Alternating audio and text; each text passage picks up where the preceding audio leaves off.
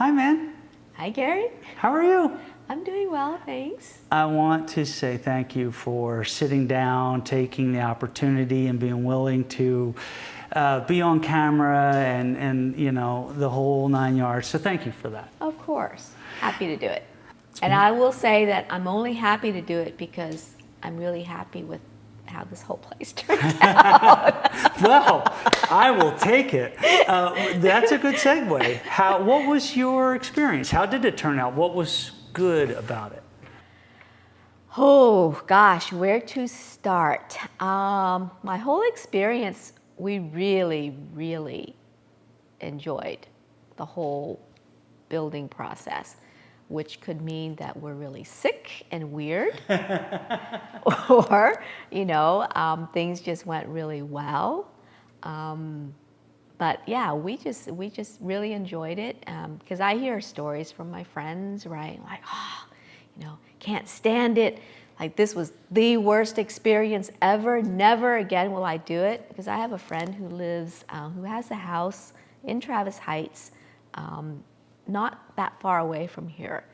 And, you know, she had her whole house redone. So the only thing that she kept was the front door.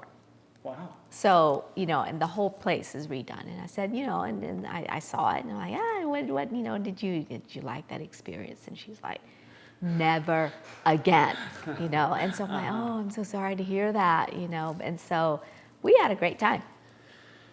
Well, thank you. That's really good to hear. We have a lot to talk about. I would like to briefly start out with how thankful I am for who you are. I am 49 years old. I have always wanted to have a job, a project, an opportunity to see what I'm made of, all of what I'm made of. If I gave it my all, if I have free reign, unrelented, just unleashed, what can I do? What am I capable of? And this was the project, and it's because of you that happened. And we have filmed a walkthrough of this house already, and I talked extensively about how proud I am of the fact that I did this in 8 months. And You should be proud of this place. I mean, my gosh, look at it. well, it's the construction is super tight. It's beautiful. Obviously, I don't do design build, so I can't take credit for that part. But it's a beautiful home. It's amazing. There's so many killer aspects in this home. But I don't know if too many builders, I don't want this to sound egotistical, but I don't know of too many other builders in town that could do this in 8 months, let alone to the quality of what it is. So super proud of that. But you actually own the rights to that pride, because I could not have done it in 8 months without you. You were always there for answers. You were always helpful. You're crazy smart. You allowed it's like I am a thoroughbred, and I just went as hard as I could, and you just were there whenever I needed a question, a decision. And some folks take, you know, it takes a village, not an insult. Some folks need to sleep on things. I have said about 1 million times, I can get an answer for you in 30 seconds to a subcontractor, to a vendor. And as they're puzzled, I'll text you and it'll just go beep. And I'm like, to the left, you know, because you were always there. And that was so great. And that enabled me to bring everything I had to the project. I lived, ate, and breathed this project because I wanted to, because I wanted to see what I could do, how nice could it be, how perfect could it be, how well built could it be, and how fast can I do it. And it turns out it was 8 months, and I forecasted on Instagram that I would be done by December 23rd. And boy, can I tell you that it was a real good day, sense of pride, when I took the picture out there of the moving van 16 days early.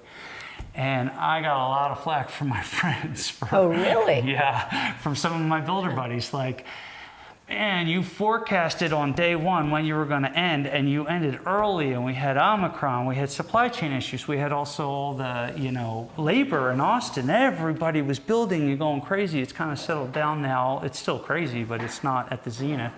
So, Well, I'd say that part of that was the planning aspect. Like, I thought it was great that you said, okay, we're just going to order everything now and we'll just store it. And then that way it's there. We pull it out of storage when we need it. And I think that was a key. that was a key. That was a key. It was an added expense, but it was totally worth it.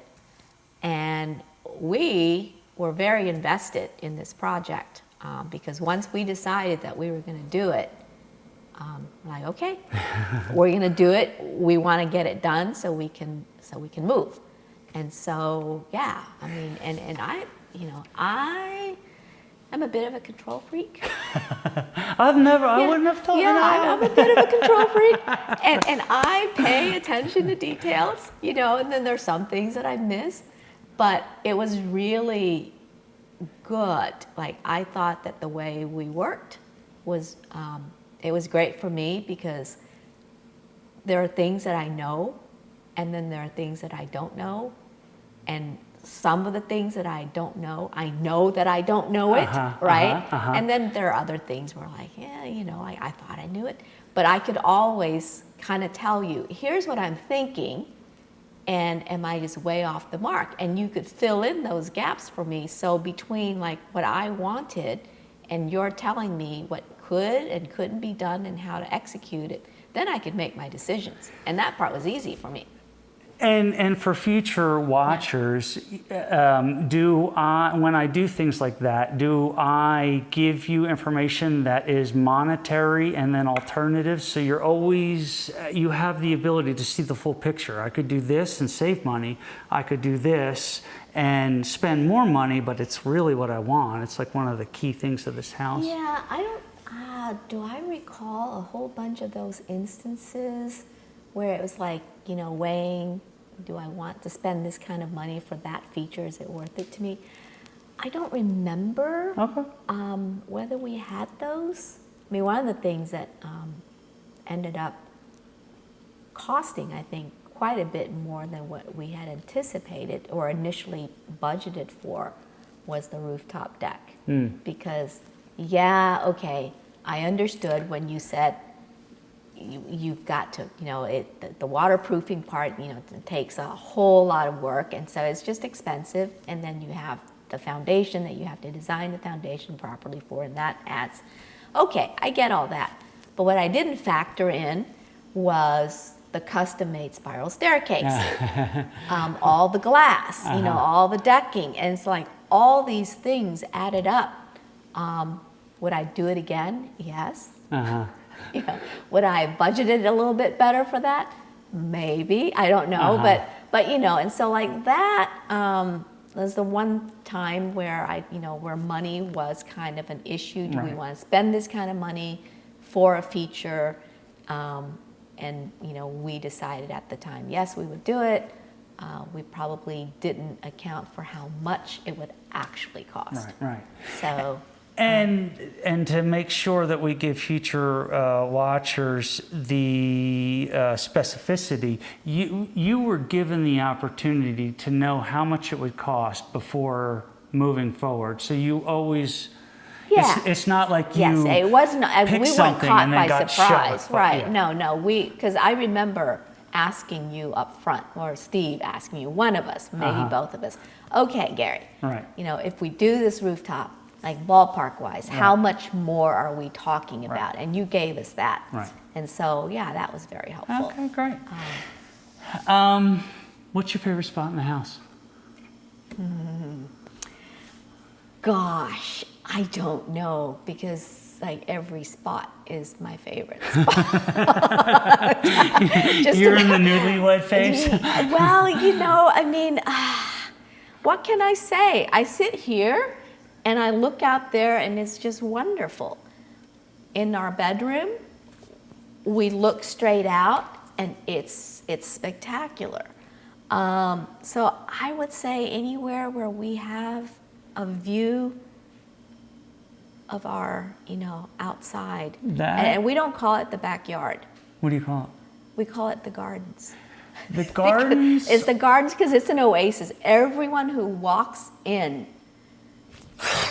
their jaw just drops. They're like, oh my gosh, like you actually have an urban oasis out there. Like nobody would guess that, that such a thing exists like right here in this neighborhood.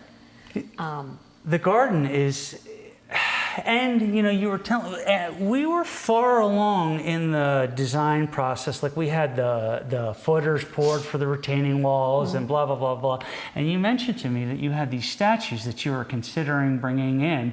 And I was, it was 110 degrees and I was in the process of just do. Just, okay, let's get it done.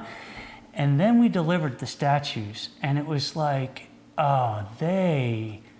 to me, I'm not really like a fountain in the driveway kind of guy, and I'm not really like a statue kind of guy, but when they got set, I was like, wow. And then that morning I came at 5:30 in the morning so I could get so you get the pictures photos, of like what it looked like and the shadows and everything.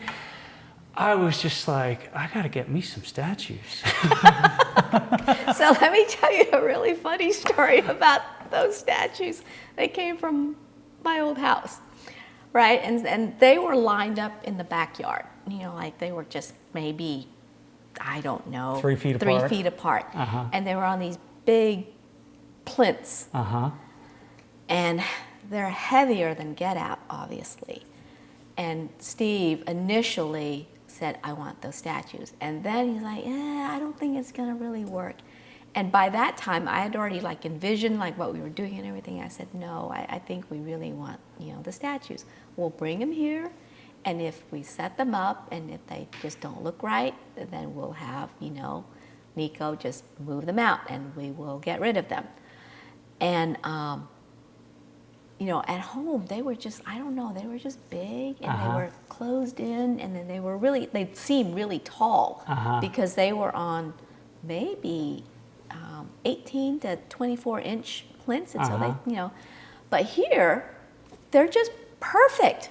They're, and it's kind of, I don't know, Austin eclectic because who would expect the Four Seasons, like a Greek sculpture, like in the backyard, because we have lions out front, and now we just need tigers and bears, but those statues, they're perfect there, and they're the right size. Like even my kids when they came home, they're like, oh, like they're just great right there, and they're graceful and they just kind of give you that nice classical look. Yes. Even though, the landscaping, a lot of it is xeriscaping. Yeah. So. Yeah, it really helps change the feel, the look, the everything of the garden. And we love I just it. love it. It's really nice. Well, I brought a little interlude here at our video. I brought over a bottle of wine that's called Bougie. It's kind of a rosé meets champagne. It is a little sweet. It's strawberry. It's hard to find. It's hard to come across. I figure I'd share it with my working partner, and and I am interested to see what you think of this, just to see. Well, you had me at champagne, so. Oh, look at that color. Yes. Wow. I'm interested to see what, and you can say it's not for you. I'll think less of you if you do that. On the coaster, Gary. On the coaster. Yeah. Sorry. Yeah. No, the bottle on the coaster. On the coaster. There you go. Thank you. Still getting the... Okay, cheers. Cheers. Oh.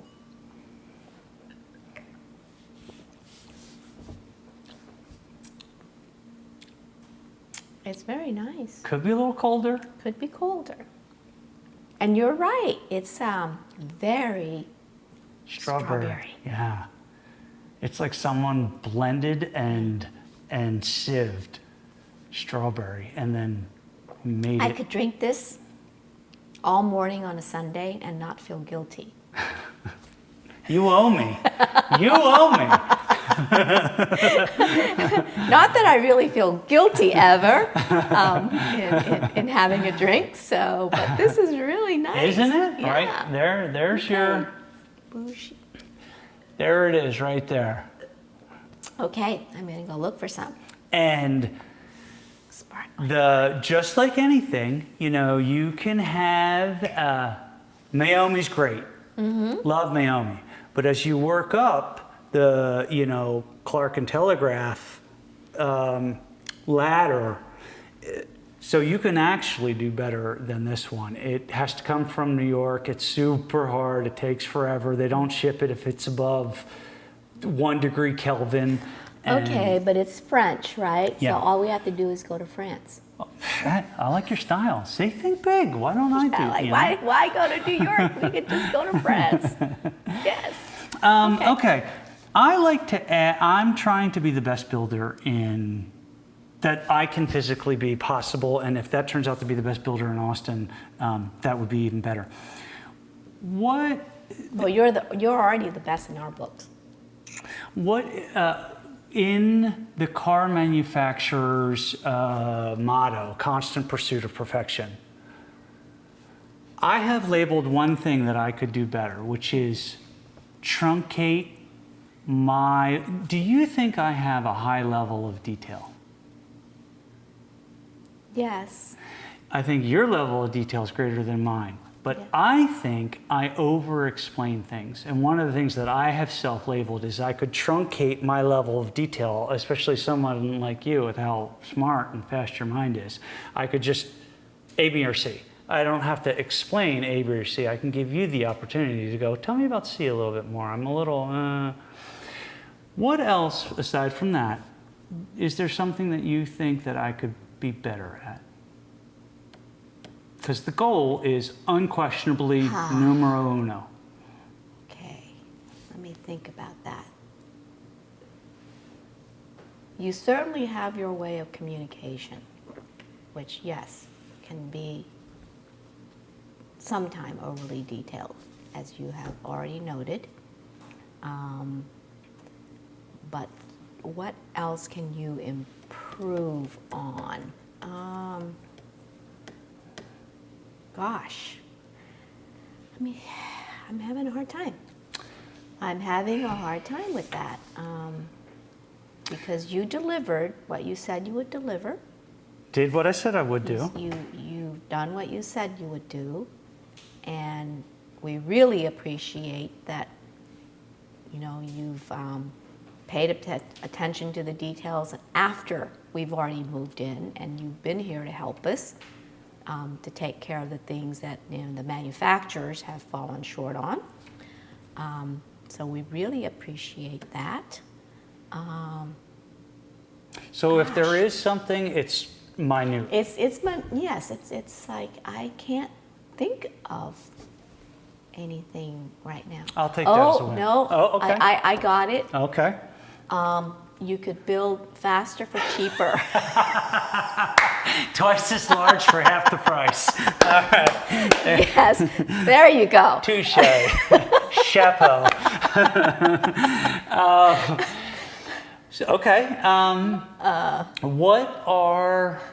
Everyone's different. Everyone has things that they appreciate in their own way.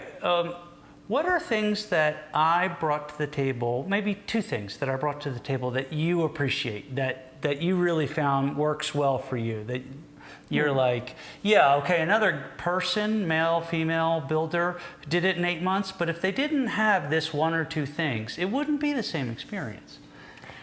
I always felt like you steered me right, because some things I just like, hey Gary, can't we do this, or what do you think about that? And if it was a dumb idea, or if it's like, there was something, a better way to do it, like you would always steer me and you would tell me, yeah, you could do that, but I think it would be better if we did it this way. And I appreciated that. So that was a really good thing. And I always felt like you would be honest with me.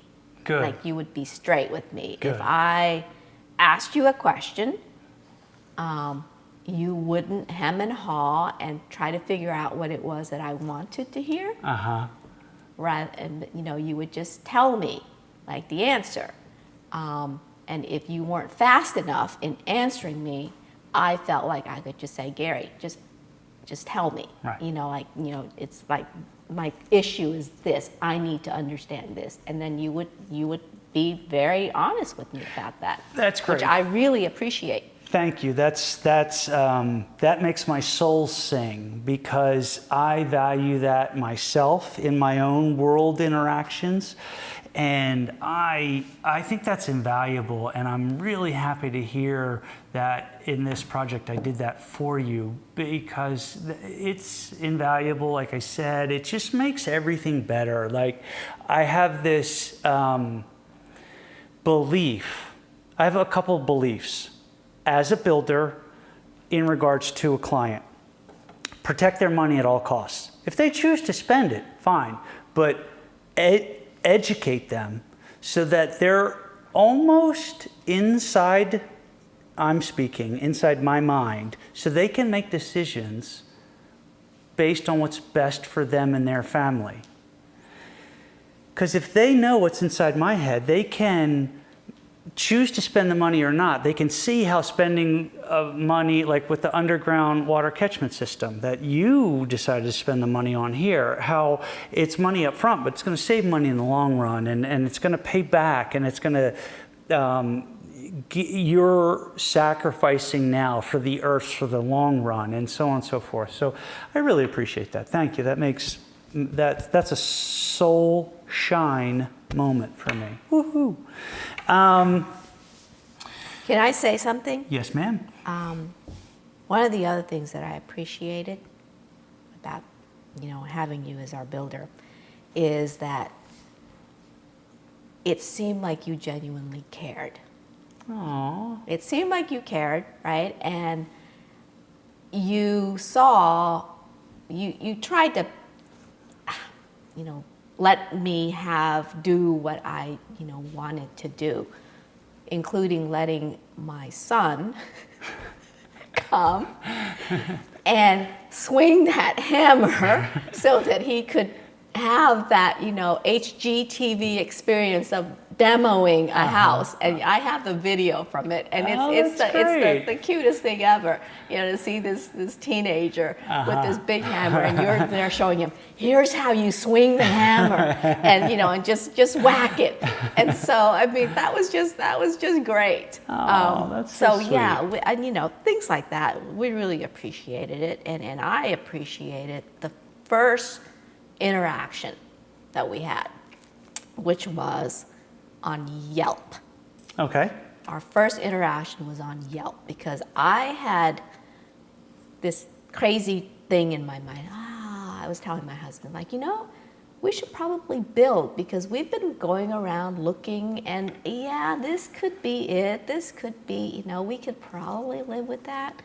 But it was never, quite what we wanted.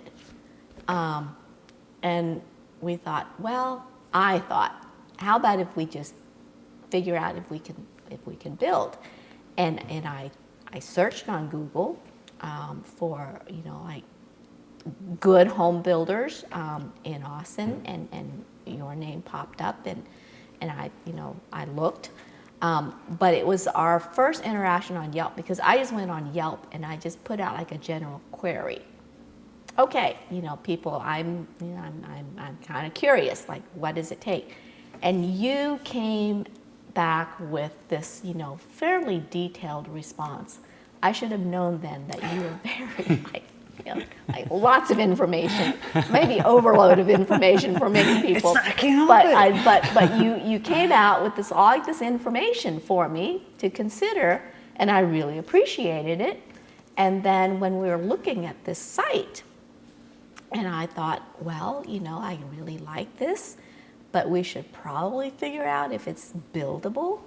And I asked you, and you said, yeah, I'll come out and meet with you guys. And so you met with us here and walked around, and you spotted things that neither Steve nor I noticed, because this lot is actually fairly steep.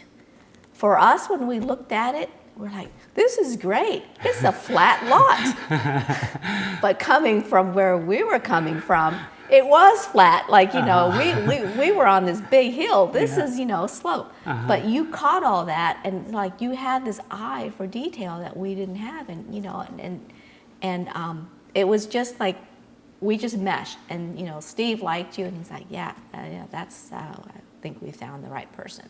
So that's amazing. It just really worked for us. Thank you. That feels good. So when we first started in the design process, we found out that your husband is sensitive to sound, and we did many things to make sure this house was as quiet as could be. We got glass in the windows and doors that don't allow any sound to come in. We insulated between all the floors. We foamed all the walls. We mounted the blower motor up in the attic so that when you hit the vent, it's not nearly as loud as it could have been. How has Steve and yourself found that? What has the experience been like for you?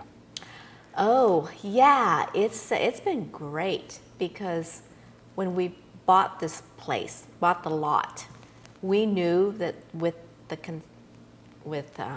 Future construction. yeah, well, you know, the commercial streets being right around here, road noise, and we were coming from an area where we were very isolated, so we were concerned about that, and we got the doors with the laminated glass for you know the noise factor.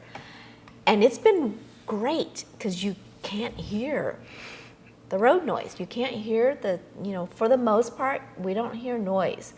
Of course, you know, if there's like really big trucks really close by, yes, you know, we'll hear it, but it's so infrequent. You wouldn't know that we were right here in the city. Yeah. I mean, it's great. You go outside on the patio and you can hear it, except that you've got the noise, like the water noise from the spa feature and the water feature. And so you come back inside and it's just like almost, you know, radio silence. When you were out of town, we did a tour of the house, a video tour of the house, and there's this great moment. We've only done rough cuts for now, but there's this great moment where I'm explaining all these quiet features, and I'm up in Steve's office, and how serene and quiet it makes the sound. It makes the house so serene and quiet.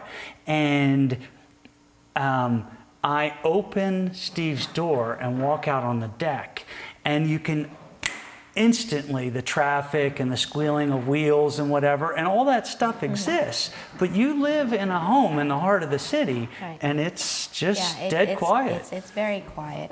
I mean, it's so quiet, not just from road noise, but when we first moved in. We first moved in, and I don't remember, like it was December. There was a storm. And I was a little bit worried initially, because, you know, we've got the metal roof, you know, is it going to be loud when we get rain and all that? So apparently we had some rainstorm, and it was loud. I did not hear a thing. I didn't hear anything. And the next day, they're like, you're like, it really rained. I'm like, really?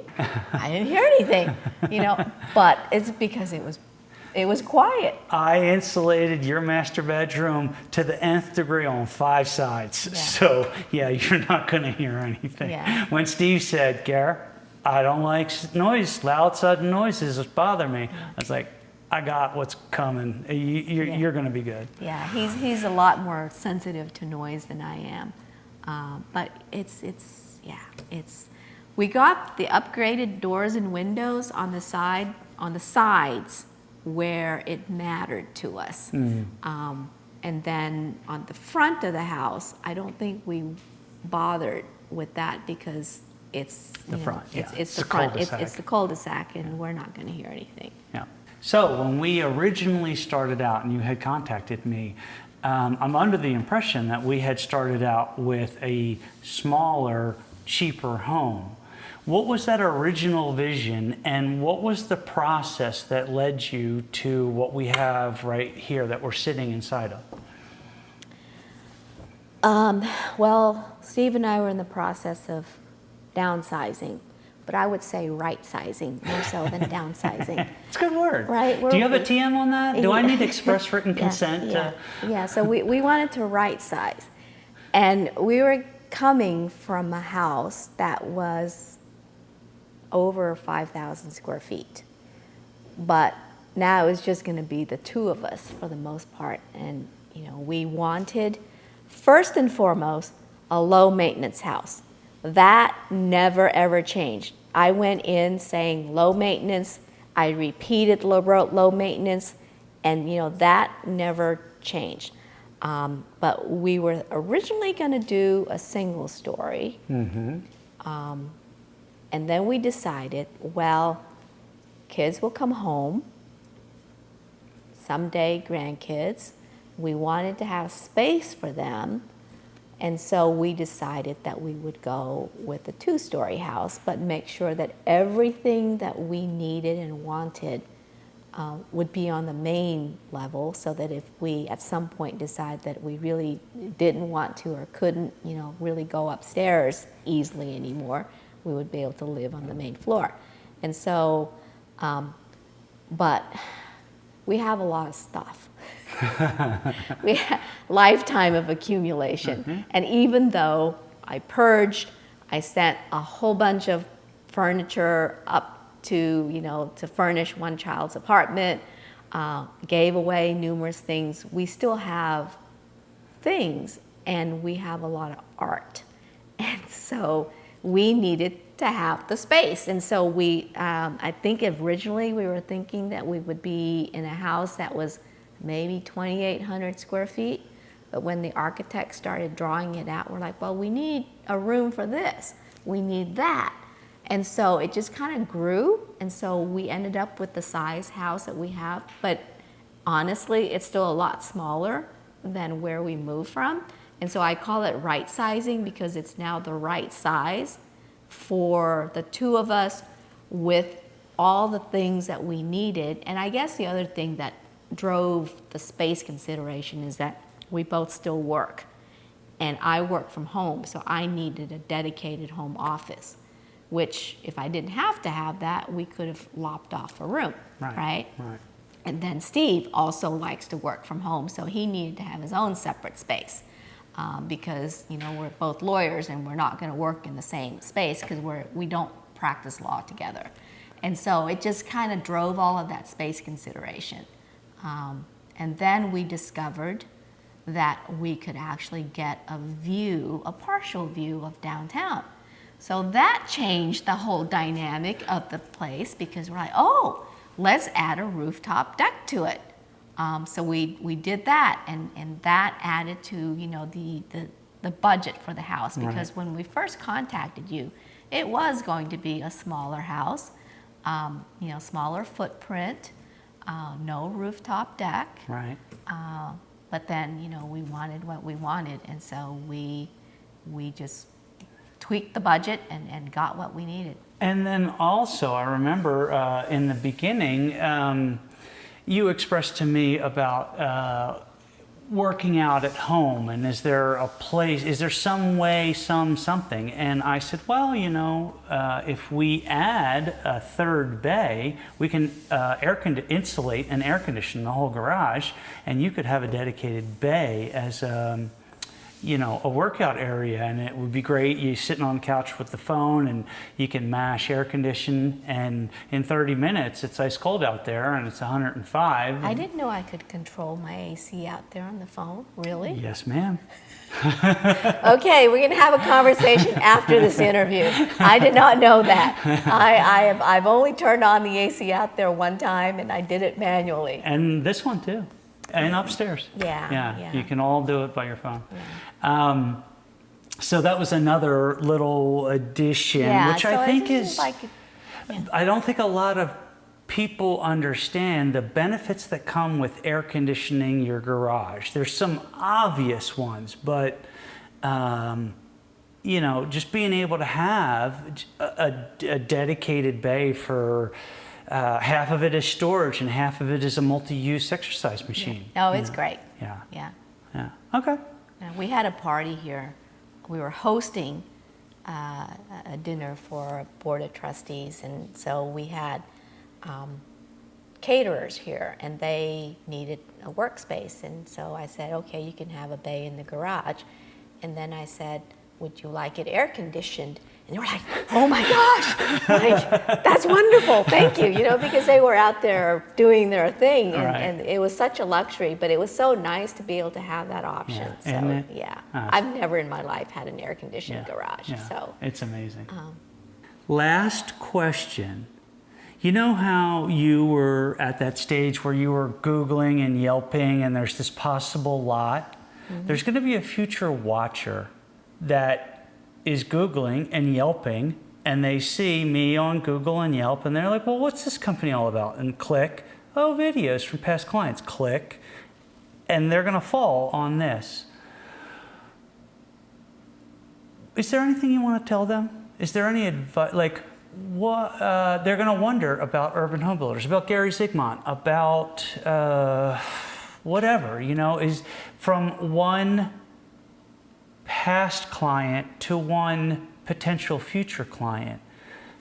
Anything come up for you? Well, I would tell them they can't go wrong, right? They can't go wrong, and they're going to get exactly what they envisioned. Maybe better than what they envisioned, but they can't go wrong. And the other thing I'll say about this house, Gary, I mean, Steve and I, we love living here. This is hands down our forever dream home. But I feel really safe, and I don't mean like neighborhood safe. I mean I feel really secure in this house. I can go to sleep at night, and I'm not worried. With the rain, with the, all that, it's like, am I going to get leaks? No. Is my house going to fall down around me? No. I wanted a low maintenance house, and by God, I got my low maintenance house, other than some minor issues, but it's all that hiccups, for the initial thing. But I feel just really serene and secure and peaceful being in this house. Nice. It's and we laugh sometimes, we're like, oh, this is great. This is exactly how we would have laid it out. This is just what we wanted. And they're like, oh yeah, we built what we wanted. Of course this works for us, because like this we asked for it, that, so we got what we asked for. But it's been a real, I don't really know how to express it, but it's just wonderful being in this house. That makes the heart happy. You're so amazing. Thank you for picking me. You could have picked others. And what I'm trying to do is get people, potential future clients, to understand when they look at competitors of mine that are equally reviewed. We have amazing builders in Austin, Texas. We're very fortunate. I have a belief that the best builders in the country are in Austin, Texas. And that's saying something. That's pretty ridiculous, but I believe it to be true. But you picked me, and thank you. Don't regret it for a moment. I mean, we got exactly what we wanted. And we may build another house that was your old house that you now would be able to sell, you know, for more money because we've updated it. And so, Yeah. you know, you had such a good experience that you're considering, you know, hanging I know. out again. I know. I mean, you know, Steve says, yeah, you just miss having that daily construction interaction. I think I like building. What can I say? But, you know, like you made it to be a very enjoyable experience. Thank you. Well, thank you for your time. Thanks for letting us back in your home. Yeah. And, you know, hopefully I get to see you again soon. You definitely will.